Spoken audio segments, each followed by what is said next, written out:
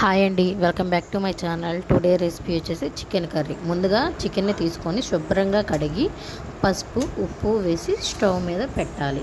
పెట్టిన తర్వాత దానిలో ఉన్న వాటర్ అంతా ఎక్సెస్ వాటర్ అంతా వస్తుంది. వాటర్ అంతా లాగేసిన తర్వాత చికెన్లో కొద్దిగా ఆయిల్ వేసి ఫ్రై అవ్వనివ్వాలి.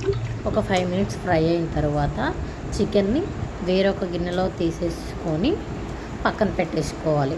తర్వాత అదే గిన్నెలో ఆయిల్ వేసుకొని ఆయిల్ వేడైనాక ఆనియన్స్, టమాటో, పచ్చిమిర్చి కట్ చేసి పక్కన పెట్టుకున్నాను. ఆయిల్ వేడైన తర్వాత టమాటో, ఆనియన్స్, పచ్చిమిర్చి వేసుకోవాలి. ఆనియన్స్, పచ్చిమిర్చి వేసుకున్న తర్వాత అవి బాగా ఫ్రై అవ్వనివ్వాలి. ఫ్రై అయిన తర్వాత కొత్తిమీర, కరివేపాకు, పుదీనా వేసుకున్నాను. వేసుకున్న తర్వాత అవి బాగా ఫ్రై అవుతూ ఉంటవి.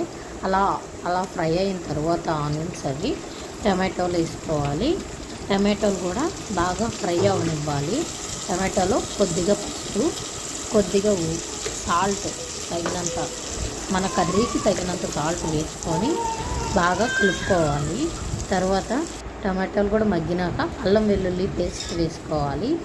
అల్లం వెల్లుల్లి పేస్ట్ కూడా పచ్చివాసన పోయేంత వరకు మగ్గిన తర్వాత చికెన్ పీసెస్ వేసేసుకొని బాగా కలపాలి. చికెన్ కూడా బాగా ఫ్రై అయిన తర్వాత కారం వేసుకోవాలి.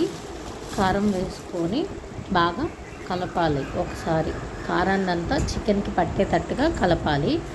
కలిపిన తరువాత ఒక 5 మినిట్స్ బాగా మగ్గనివ్వాలి. చికెన్ కారం పచ్చివాసన పోయేంత వరకు మగ్గిన తరువాత వాటర్ వేసుకోవాలి. మన గ్రేవీకి తగ్గట్టుగా చూసుకొని వాటర్ వేసుకోవాలి. ఆల్రెడీ చికెన్ పీస్ 60% ఉడికేసే ఉంటుంది, 60-70%. బాగా వాటర్ అలా ఉడుకుతున్నప్పుడు ఒకసారి చూసుకోవాలి. తర్వాత కొత్తిమీర, పుదీనా వేసుకోవాలి. వేసుకున్న తర్వాత ఒకసారి బాగా కలపాలి. కలిపిన తర్వాత నా దగ్గర గరం మసాలా కొంచెం వేస్తున్నాను. చికెన్ మసాలా ఉంది, చికెన్ మసాలా కొంచెం వేస్తున్నాను. ఉంటే వేసుకోవచ్చు, కొంచెం ఫ్లేవర్ బాగుంటుంది. లేకపోతే ఆప్షనల్. చికెన్ మసాలా ఉంది నా దగ్గర, అందుకే కొంచెం వేసాను. కొంచెం టేస్ట్ వస్తుంది చికెన్ మసాలా వేస్తే. అలా ఉడికిన తర్వాత గ్రేవీ తగ్గట్టుగా చూసుకొని స్టవ్ ఆఫ్ చేసుకోవటం.